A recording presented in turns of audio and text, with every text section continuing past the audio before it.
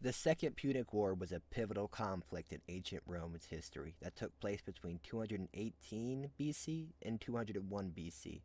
It was fought between the Roman Republic and the Carthaginian Empire, led by the brilliant military strategist Hannibal Barca. The war was sparked by a dispute over territory in Spain, but it quickly evolved into a struggle for supremacy in the western Mediterranean. The Second Punic War was a complex conflict that involved major battles on land and sea and had a profound impact on the political and social landscape of the ancient world. It was also a period of immense human suffering, as both sides suffered massive casualties and cities were razed to the ground. And that's where your story starts. A Legionary's Life is a game that I think has been criminally underrated despite being one of the best historical video games that I've ever played and probably ever made. The game is a text based adventure that immerses the player in the life of a Roman soldier during the Second Punic War and then the Greece campaign after. It's a game that I think has engaging gameplay, great historical accuracy, and a lot of replayability. One of the key factors that makes A Legionary's Life such a standout game is its engaging gameplay. Despite being a text-based game, it managed to create a super immersive and thrilling experience. The combat system, I don't know what to compare it to. It's not really reminiscent of any other game that I know or ever played or even seen advertised. No other game has ever had a similar combat system that I've seen. I'm sure there are games like this, but I don't know of them. I think the game has the perfect amount of randomness to conquer Greece, and this game does an excellent job of capturing the era's essence. I think the game's attention to detail is impressive, and it's clear that the game's creator, Alessandro Roberti, hope I pronounced that right, sorry if I didn't, has done extensive research to create an accurate representation of the era.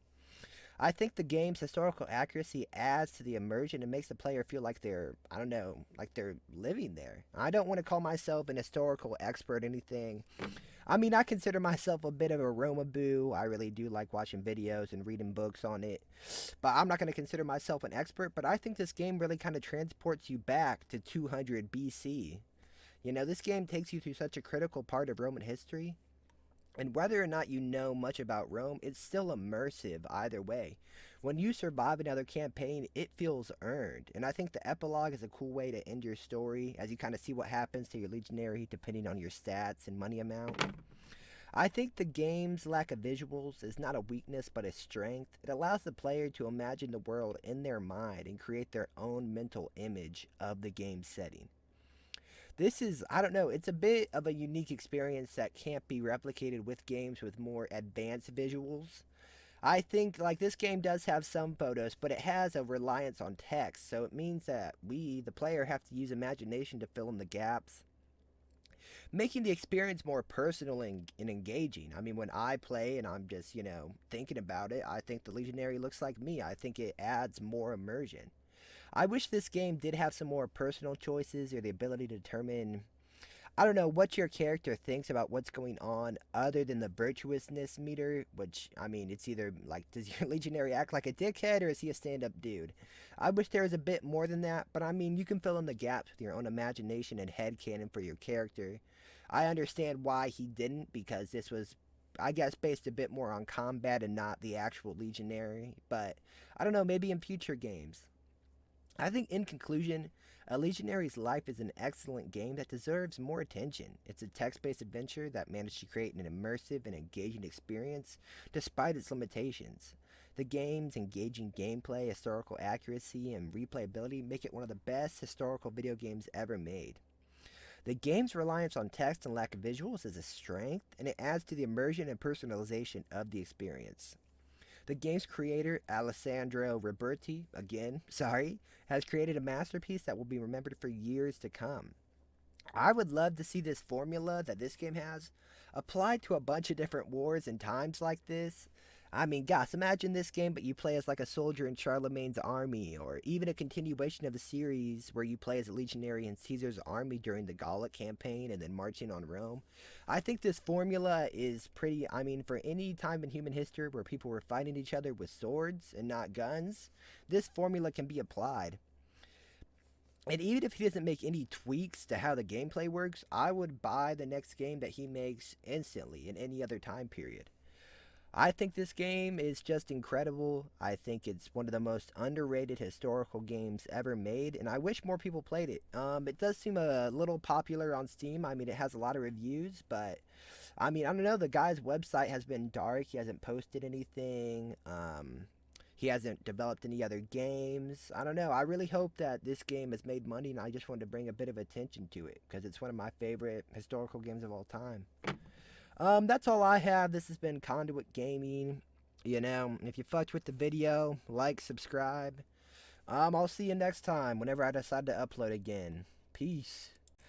Like, there's events that you'll have in one playthrough that you won't have in another, and then not to mention the fact that the RNG, it reminds you of XCOM. I mean, you know, a 75% chance to hit also means a 25% chance to miss, and it really just, it gets you sometimes.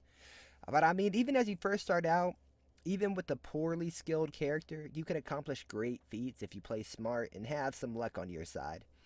The game's simplicity is also pretty astounding. I mean, there's really not a lot to keep track of, and it still manages to create a gripping experience that keeps players playing for hours. I mean, the fact that, like, your first 5 to 10 playthrough probably, you won't make it through the whole campaign, maybe not even your first campaign in Hispaniola. I mean, when I first played this game, I died so many times. I got pissed off so many times. It's such a great game. I think the game's replayability is another standout feature. The story, I mean, there is a path for it to take you through, but kind of what your character does and how it affects the war is up to you. I mean, the character stats you build affect it a lot, and then of course there's also the chance to rank up in the Roman army, which kind of makes your playthrough different every time. You can play through the entire campaign only getting like 1 or 2 promotions, and that's a almost completely different game than if you try to kind of chase after promotions and you try to show your bravery on the field of battle. Every single time you're going to have a different game. I mean, I think the replayability is crazy. Every character is different, and you experience new content even after playing tens of characters.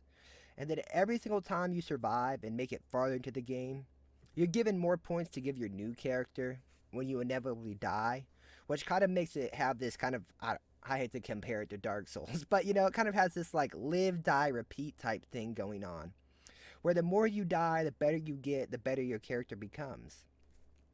And I mean, you are going to die. Especially when you first play, video games kind of trick you into, you know, you're the hero, you're the chosen one. You are not. The more aggressive you get, the more opponents you try to challenge, the more events that you try to do where you're not prepared, you will just die. I mean, you're going to have to wait until you've played enough to have your character be a beast with enough points to make sure he has proper stats and proper equipment before he can kind of handle late game challenges or striking out on his own and trying to play hero. The game's depth and complexity kind of ensures that you keep coming back to it. I mean, I think if you buy this game, you're probably going to play it through until the end. And you'll always have something new to discover, especially when it's your first time playing or first couple times playing and just seeing and reading what happens next. It's such a ride the first time around. Even if you already do know the Roman history of what's going to happen next, because this is all obviously based on real life, it's still just so interesting. While the game's visuals are limited to text and some basic UI elements, I think the sound design is impressive. I mean, I think the sound effects are well crafted. When you miss with an attack, you can tell based off the sound, and when you hit, you can tell based off the sound. I think the background music is also super cool. I don't know who did the music, or even if it's just like public domain or something, but I think it adds to the overall experience pretty well. And I think the sound design is an example of how a game's audio can enhance the experience even when there's no visuals to support it. And I think the lack of visuals is also compensated for by the excellent writing of the game. I think the game's narrative is well written and engaging, and it's a testament to the writer's skill that they can create a vivid and immersive world using only text. The game's dialogue is well crafted. I don't know, I think your character, he feels like real, you know, especially after the battle. I mean, the first time you kill a militiaman and you just kind of look at him and either elation or pity, I think, you know, your character feels like a real person. I think the game's writing is excellent, and it's an example of how a text based game can create a compelling experience that rivals games with much more advanced visuals. Like, I think this game is better than Rise Son of Rome. Even though, I mean, it's not like it's comparing apples to apples, but I mean, just looking at like Rome historical based games, I think this one knocks almost all the other ones out of the park. The historical accuracy of the game is also another standout feature. The game setting is during the Roman Republic, during the Second Punic War, and eventually the campaign to conquer Greece.